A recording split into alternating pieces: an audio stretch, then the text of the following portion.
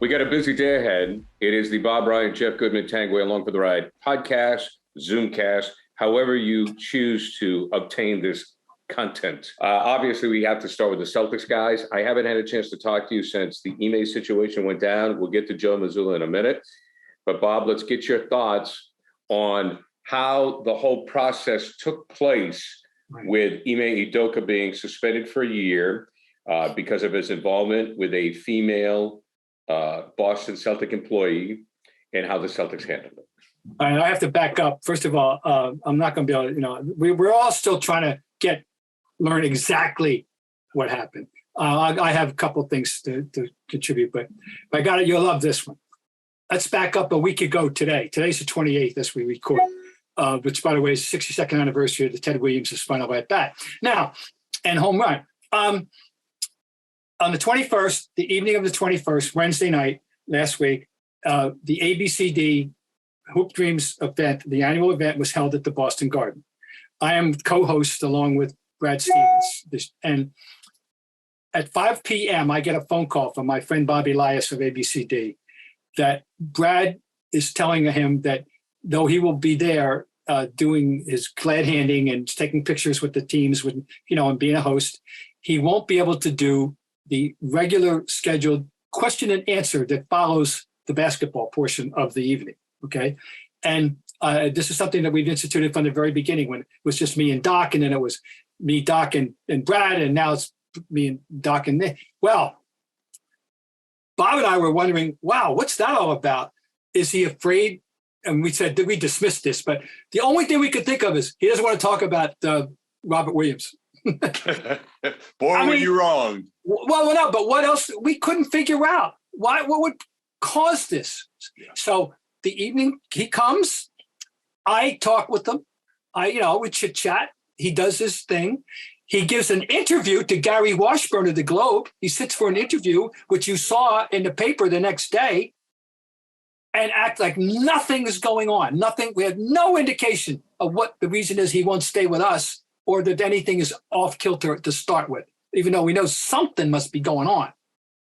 The next morning, I awake, I come down to the kitchen, I turn on the television, and there, lo and behold, is a crawl on SportsCenter. Ime Udoka. What happened that night? Bob, literally, you're telling me 5 o'clock. You're telling me 5 o'clock, Brad Stevens is with you. He leaves at what time, do you think? No. 5 o'clock, I get the call that he won't be joining me after the ceremony, after the basketball. What time was the ceremony? What time was everything? 6 o'clock, and at 8:30 we were done, going into the Legends for dinner, and then the Q&A. He bolted about 8 o'clock. 8 o'clock, and I think everything broke around 8. I don't know what time it was. It's around 8, Jeff. Well, because Woj broke it, right? So I wonder if he walked out when Woj broke it, and I still feel like, and maybe I'm wrong here, I still feel like maybe it was Udoka's agent who leaked this thing to Woj to get out ahead of it. Consensual, all of that. Right. So that's my little portion of the story. Right. And you never knew, Bob. You would never know. Brad Stevens is brilliant at this type. He's been the most mature person since I met him when he was probably in his 20s. That Brad Stevens handles adverse situations about in his 20s, you would have thought he was in his 50s or 60s with the maturity that and you never would have known. Am I correct from being around him? No, nothing. It was just, we were curious. Anyway, so you didn't know what was going on, but that's how it happened. He left between 8 and 8:15. He left. And I don't know, approximately, because I wasn't, obviously I wasn't worrying about anything. I wasn't charting anything. I just knew he wasn't going to be with me. So, I wound up doing a Q&A by myself, But anyway, that's my story. Now, as far as, I've turned down most radio interviews in the last week because I don't know anything. I heard one story, which I'm not going to repeat here, because it would be feeding into the gossip that we know and the Twitter nonsense. I've heard one version, and it makes sense, but I'm until that's confirmed, you ain't going to hear it from outside from me. So hard with all the rumors. You're hearing a different one all the time. And, people are upset that the Celtics haven't been more transparent, but how transparent can they be in this situation? Also, like, their hands are tied to some degree. So I understand it. And the biggest problem I have is with the Twitter idiots, obviously, that are throwing out their women's names that work for the But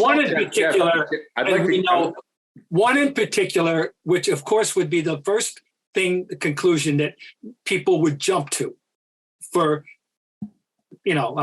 for pretty obvious reasons. And, that you would jump to that conclusion. Apparently it is absolutely positively not that woman. Yes. And she will, by the way, come out of this when it's all said and done and we find out the truth very well for this, I think, actually. But now. But it was nobody credible putting out anybody's it's all name. Speculation. It was a bunch of idiots. It's a bunch of the Twitter idiots. Yeah. And unfortunately, and I hate to say it, but it's true, the new generation now. The new generation that you can just throw anything out there and everybody's got a voice and everybody's got an Instagram or a Twitter and they put it out and then other people believe it and they go with it. And it's bullshit, but it's nobody credible who is throwing out rumors of Celtics staffers' names, hopefully. Well, sure. And also people jump to conclusions with individuals in the media or individuals who work in-house with the Celtics. And it's very unfair. And these people have to come out and defend themselves and say, hey, not me. Right. And it's very unfortunate. It is very unfortunate. The problem with social media is that human nature takes precedence over journalism. Human nature is that if Bob and Gary and Jeff are sitting in a coffee shop and it's just the three of us and we go, geez, who do you think it is? But it's just the three of us, right? And you go, wow, give me, that's what people do. But now it's put on this. Yeah. And it's terrible. It's terrible. And so what I want to do here is I want to also help. I want to defend the Celtics a little bit because I agree with both of you. What could they do? So let's talk about the legal ramifications here. Obviously, to me, as I looked at this, you say, okay, does the punishment fit the crime? Well, we don't know what the crime is. Right, we have no idea. So this is where we're going to assume a little bit. And Bob, if you're uncomfortable with this, that's fine. But I'm going to be as genteel as I can. You have a coach that took his team to the NBA Finals. You have a coach that is considered to be one of the great up-and-coming coaches in the NBA.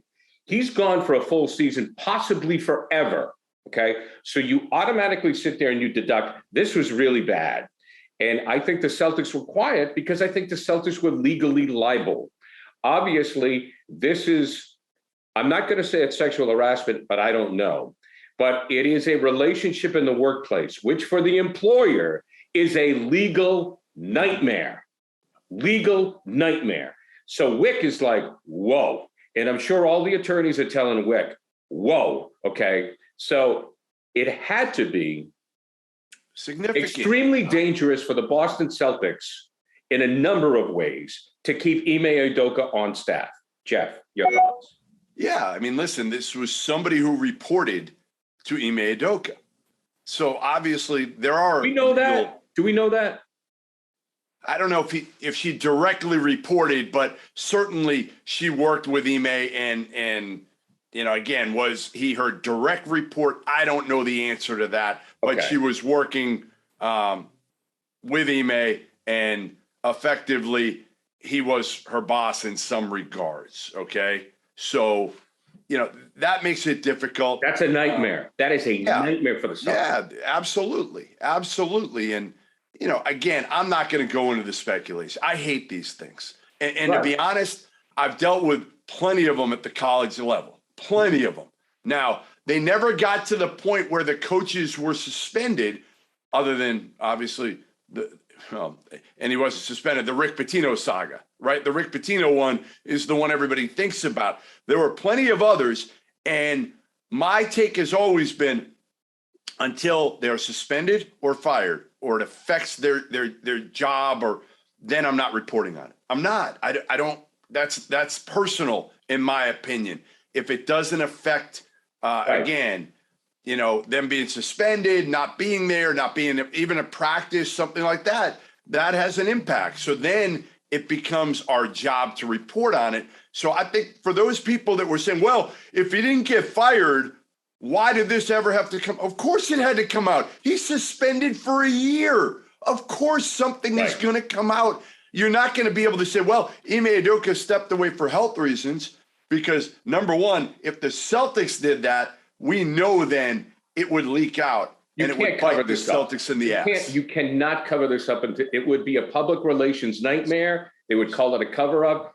Personally, I think the Celtics did the best they could with a keg of dynamite. Bob, I'm going to wrap up. I'm going to wrap up the speculation here. Bob, do you have anything to add? No, only that to amplify what you were saying about Ime's credentials. This had to be an extremely difficult and painful and nightmarish decision for the Celtics. They know how good a coach he is. The world knows now pretty good how good a coach he is. And with the stakes, here they go. In 2 weeks, 3 weeks time now from the Gallinari announcement, from prime contender to mystery guest to a degree. Right. To a degree, with a 34-year-old rookie coach, we're going to get to that next. Oh yeah, that's next. But it had to be something that really disturbed them. Then they felt they had no choice. Now, does anyone here think he will ever return? I don't. No. I don't. This is not going to be a core thing. He's not going to come back to the Celtics. It'd be hard to imagine unless guys, the only way I see it is again, they're leaving the door open, obviously, whether it's legally or just they are. Everything is legal in this point, in my opinion. And that's probably true. But if somehow it gets resolved in the players, the only way he comes back is if Jason Tatum and Jaylen Brown come forward and say, we need Ime Udoka back. We didn't have a great year. We need him back. It wasn't as bad as what was out there. But I'm with you, Bob. I don't think he comes back. Or if there's some kind of the most far-fetched thing, but if it ever to happen, the odds are 1,000,000,000, a public absolution from the female in question. Sure. And I don't expect that to happen. It's not inconceivable. It's highly doubtful. But in any event, I think I don't expect to see him back in 23, 24. No. Okay. So now we move on. Now let's talk. We're going to get to Mazulla in a minute, but I want to talk about the players, because I found it very interesting that at Media Day, the players, like Jason Tatum said, they found out about Ime's suspension on social media. Is that true? Or was that just a brilliant PR move for the players to say, I don't know anything? Do we believe that? Is that They might not have known. They might not have gotten the official word. I'm sure they had a pretty good idea something was coming down, but they might not have been officially informed. I thought it was a brilliant move. I thought it was a brilliant move by the Celtics. Of course. Now, I actually thought it was impressive that a lot of the players did talk about this instead of saying, hey, you know what? We want to talk about this season. Because they could have done that. They could have done that. They didn't, and I give them credit for that. You're right. So, no, I doubt that I think they were legitimately blindsided if they had it. So, I mean, it's my guess. Who knows? We're speculating. Okay, let's get to the coach. Let's get to the players. Now, I'm going to start with Jeff on this, because how long have you known Joe Mazulla? Probably since he was 16, 17, somewhere around there. Okay, right? Tell us about him, and also the baggage that Brad addressed with the alleged assault incidents in college, the alleged alcohol abuse in college. Yeah, and he hit it head on. He said, listen, that's not who I am anymore.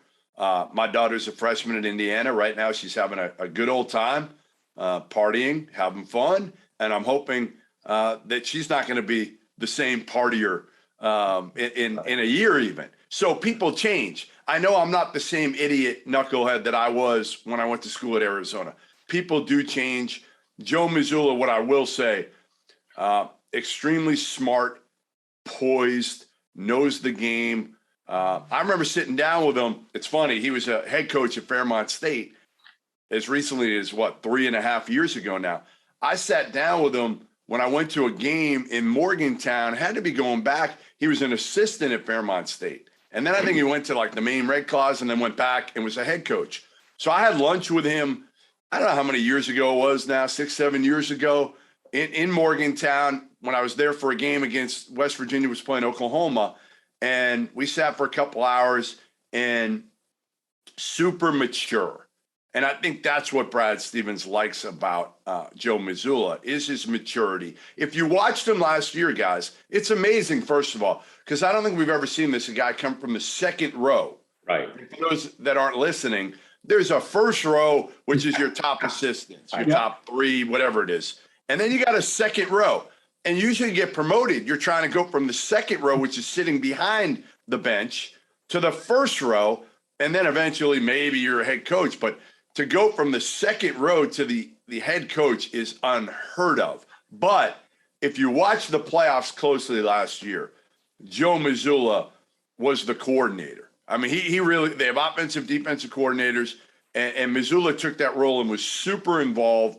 And again, very, very smart, sharp basketball mind.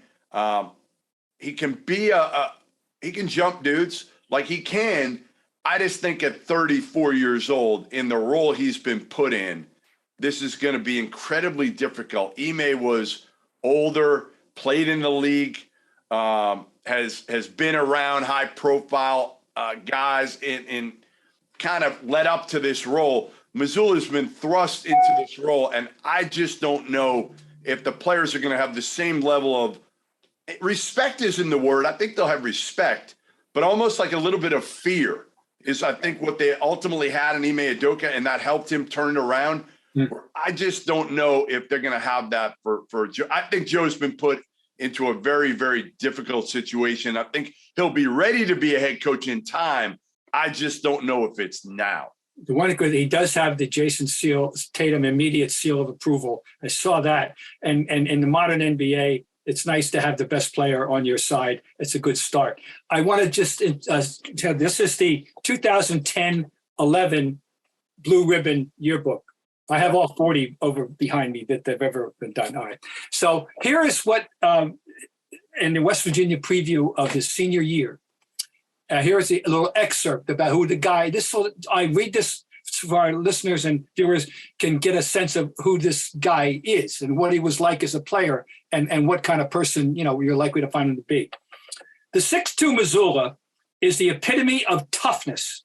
He underwent left shoulder surgery during the 2008-9 season and rehabbed consistently, but the joint still throbbed with pain. It hurt so badly, he shot free throws right-handed, even though he is a natural lefty. He became a reluctant shooter and played in 12 contests in which he never scored. But Mazulla persevered, averaging 16 minutes a game. He did great work when running the point and finished the season with better than 2.1 assist-to-turnover ratio. His signature work came in the NCAA regional final against heavily favored Kentucky when he scored a career-high 17 points, including his first three-point basket of the season. I love that. He also played underneath, and West Virginia used 1-3-1, giving up height but never backing down. Quote, I've had terrific guys playing through a lot of things, Huggins, of course, Huggy Bear, said. Joe certainly was one of those guys. There's a difference between being hurt and being injured. If you're injured, you can't play. Joe, without question, was injured. It really was a long road back for him. I've been blessed to have guys like that, unquote. Well, that's the young Joe Mazulla. So, Tough kid. Tough kid. No doubt. No doubt. I mean, that's, again, that's all good.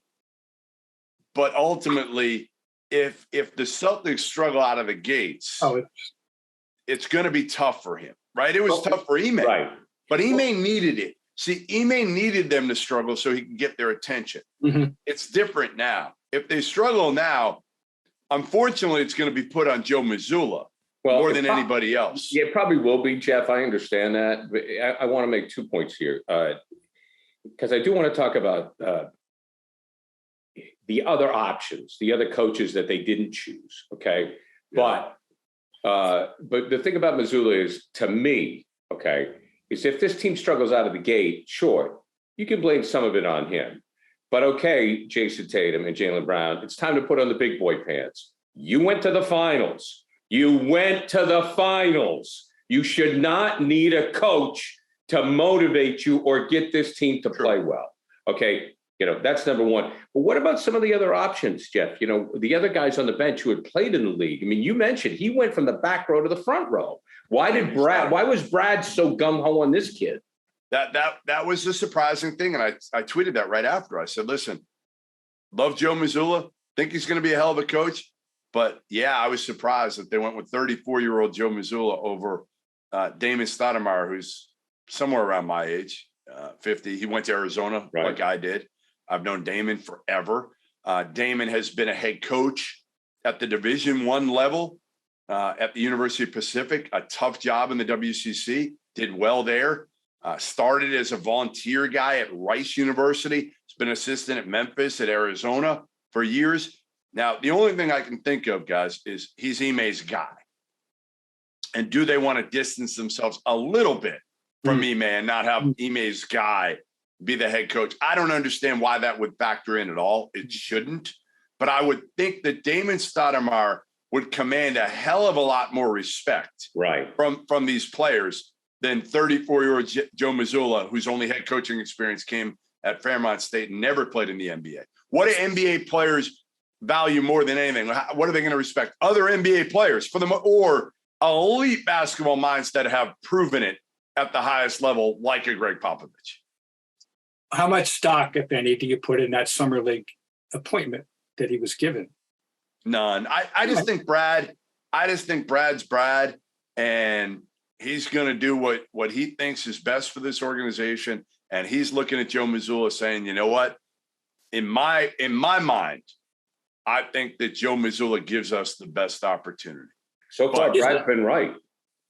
He hired Ime. He hired Ime. I just think Damon's got more shit to him. That's the one thing I would say is Damon could go up to Jason Tatum or Jaylen Brown and say, hey, you know what, blank, blank, let's effing go. Like no more of this bullshit. Let's do, where Joe Mazulla is just not going to be able to do that. Right. Well, we don't think so. We don't know. We don't know. We don't know. It's logical to assume that, and that's a not very logical assumption. Yeah. But you have to give if you're going to buy into him, you got to give some benefit of the doubt to Brad Stevens' judgment. Yes. And once again, but it is odd, right? That move caught my eye from the second row to the first row. I know all about that, so I'm curious. But all right, let's just sum it up here. The last 3 weeks have been cataclysmic in the Celtics. As I said, they go from not odds on, but a heavy contender, a short list of favorites. Do you still feel that they should be on the short list of favorites? They should be. Excuse me, Jeff. I feel passionate about this. I understand what Jeff's saying. They should be. These players have been to the NBA Finals. They have been to the finals. They should be. I expect these players, I expect Jason Tatum, I expect Jaylen Brown, I expect them to maintain the integrity of the team and still be a contender. Are they going to make the finals? I don't know. It depends. We're going to talk about Khris Middleton in a minute. I don't know. They may have a better season and not make it, but they should be. Of course they're contenders, Gary. Of course they're contenders. We know that. Are they better or worse than they were when the season ended last year, even after now adding Malcolm Brogdon? Are they better or worse? Oh, if we have to take a 20 here for all of us, and Robert Williams. Oh, Jesus Christ. There's an elephant right back over in this corner. Always. Listen, Robert Williams. I'm tired of it, Bob. I'm tired of listen, I've said it. Now, I also said trade Jaylen Brown, and that didn't look great. But Robert Williams, when his stock goes up, I honestly feel like at this point, trade him because I just don't know if you're going to be able to rely on this kid. So I know he gives you a different dimension than we've ever had, right? You've ever had in Boston. You've said it, Bob. You've never seen the Celtics have a guy like this in the middle on both ends of the court. Well, probably since Bill Russell. But that's it. No, but that's right. In this modern world, as the game has evolved and changed, everybody else has seemingly had one of these guys, and now we have one. And the numbers are daunting. Out of 324 potential games in 4 years, he's played in 178, and he's hurt again. And now, but that's, and then when he comes back, they went from 4 to 6 after the surgery. Now it's 8 to 12. 12 has taken us into January. Then he's going to have to have I'm so tired of it. I'm comeback. so tired of it, honestly. Well, to me, they're not a contender without him, period. End of story. Not a championship contender. No. Right. You have to have him. Because you have Al Horford, who really don't want to play more than 20 minutes. And now they're trying to – Luke Cornett's practicing with the first – I mean, come on, what are we doing here? Luke Cornett's a third-string big man, ultimately. Yeah. He can make some shots, but you need another guy. Or you got to go small. And that's not going to help Jason Tatum if you start going small. And you can't have him guarding 5 men, most 5 men in the NBA. So, again, my take is, okay, you lost Gallo. You lost Robert Williams right now. You don't have your head coach. Great that you picked up Malcolm Brogdon. Hell of a pickup. I love it. But those 3 guys don't make up for that. And it's Gallo's different. So he wasn't on the team last year. But your coach and Robert Williams over here, Brogdon over here. I will take the coach and Robert Williams right now over Brogdon. And I love Brogdon. I think Robert Williams is the key. And Bob, thank you for bringing it up. But can you get anything for him, Jeff, right now? Isn't he damaged? Not today, but when he gets healthy again and goes through a stretch where he's dominant for 20 games. Right. I know people will say, you're out of your mind. But again, what's the best ability? Availability. And Robert Williams doesn't show availability very often. Athletic Greens. Take AG1. You will feel better. Athletic Greens has over 7,000 5-star reviews, recommended by professional athletes, trusted by leading health experts. To make it easy, Athletic Greens is going to give you a free 1-year supply of immune-supporting vitamin D and 5 free travel packs with your first purchase. All you have to do is visit athleticgreens.com/hoops. Again, that is athleticgreens.com/hoops to take ownership over your health and pick up the ultimate daily nutritional insurance. Athletic Greens. I just got this text from I have to give him credit. So he's a hoop head friend of mine, Chris Pappas, and his thing, it's such a great thought. I don't want to take credit for it. Bob, do you think that Kevin Durant and the Nets got wind of this Ime Udoka situation, and then therefore Durant wanted nothing to do with the Celtics? I don't think in those terms of it. No. Do I think? No, I don't. That wouldn't even remotely occur to me. But that's way out of my thought process. I wondered about it, Jeff, because Durant went back to the Nets real quick and said, "Okay, let's get this done. Everything's fine." Did he know that Udoka wasn't going to be around? They couldn't get enough for him. Yeah. I don't think it was anything to do with Kevin Durant going back. I think they told him, "Hey, Kevin, you know what? We're not giving you away for pennies on the dollar, so you can sit out, which you're not going to do at 34 years old." Or you can come back and try to make this work. And you know what? If it doesn't work, we'll try to trade you again. Had nothing to do with it. That's no. I personally love the thought, but it's very dramatic.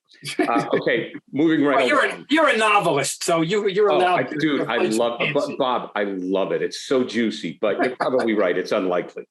Anyways, Khris Middleton, he said during the Bucks media day, Bob, may not be ready for the season, but expects to be back shortly. How concerned are you if you're Milwaukee? You're concerned. I mean, he's your second best player. He's an all-star level player.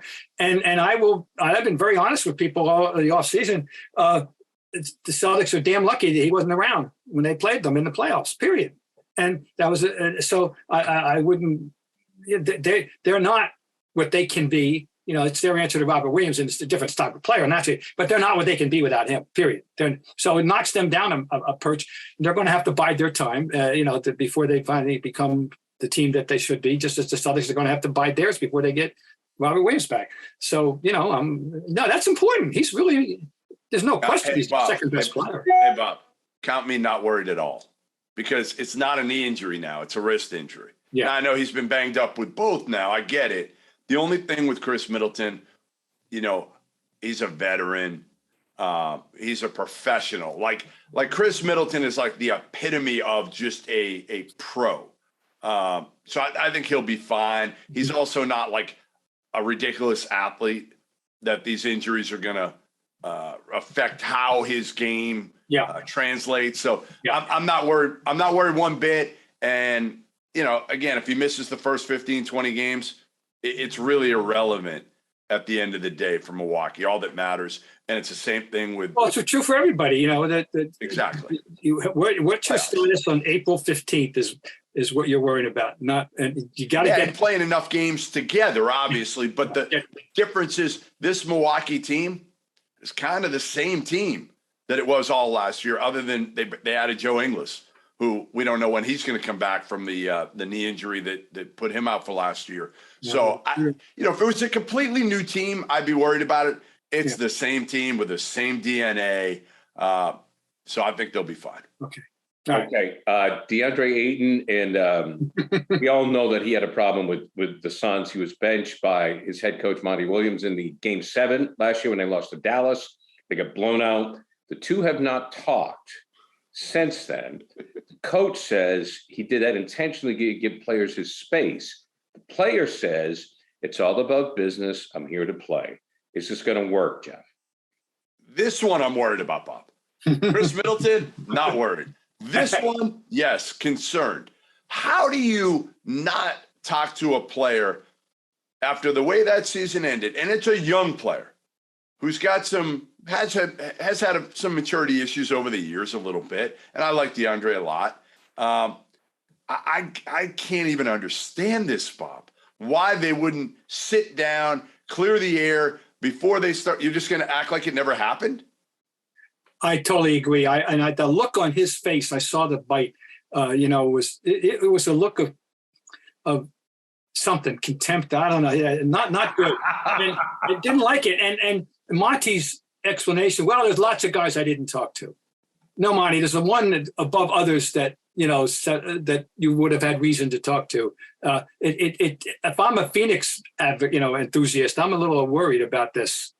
I definitely am. I didn't like the body language of either of them when I saw their responses yesterday. I don't think he wanted to be there, but again, 4 years, $133 million, that'll make it a whole lot easier to go back to Phoenix. But I think again, if I'm DeAndre Ayton, I'm not really disrespected, but he feels disrespected, right? He feels like he can do more, I'm sure, in another team, which he can. Like, he's a more skilled Robert Williams, guys, in a lot of ways. He's not the shot blocker Robert Williams is, but long, athletic, better scorer. Oh, yeah.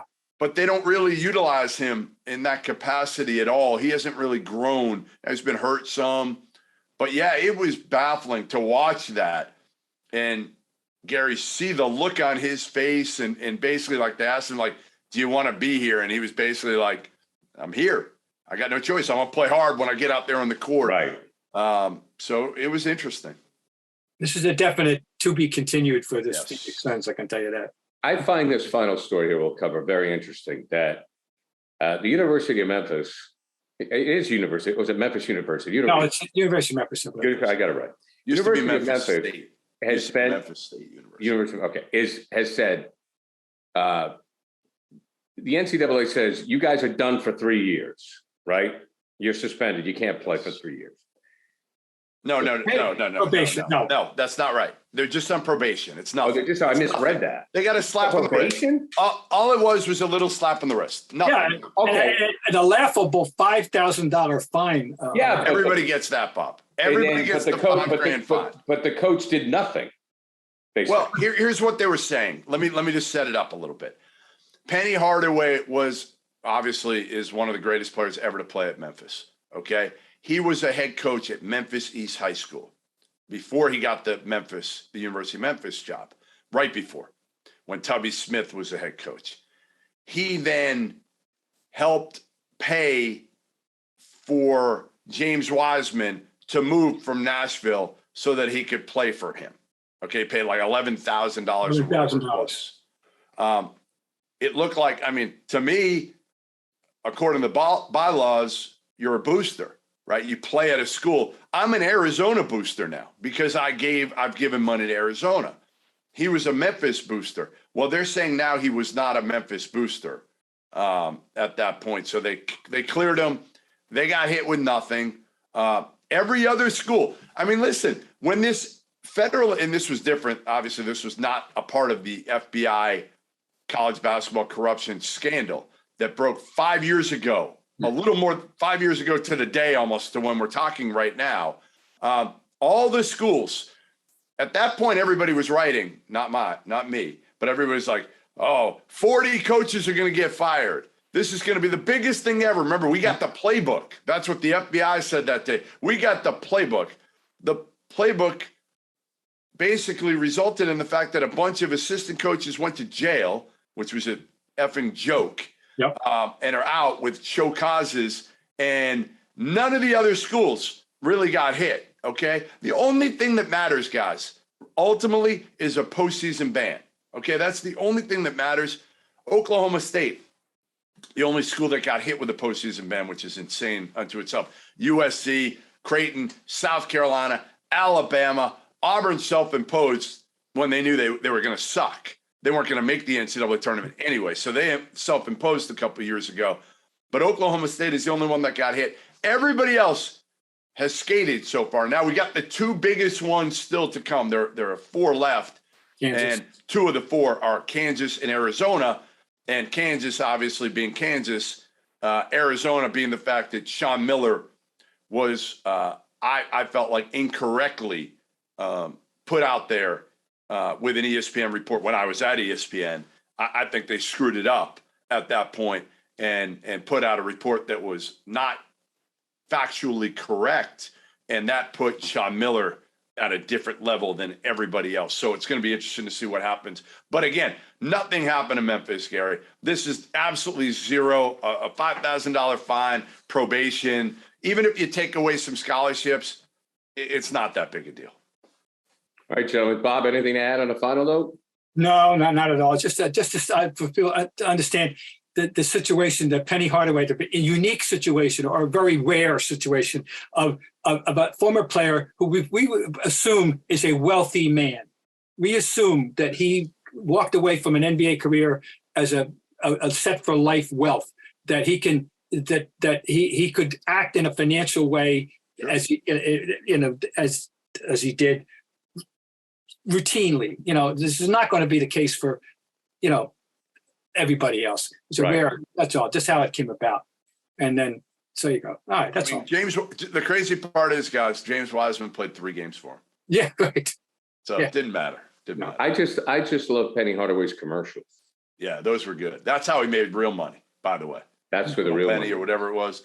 He made a lot of money. All right, guys, we'll talk to you again next week. I just think that this offseason has been very interesting for a summer when we weren't going to have anything to talk about. Yeah. We've had plenty to talk about. We sure have. I'm ready for some balls to bounce. I'm ready. Yeah, I think we all are.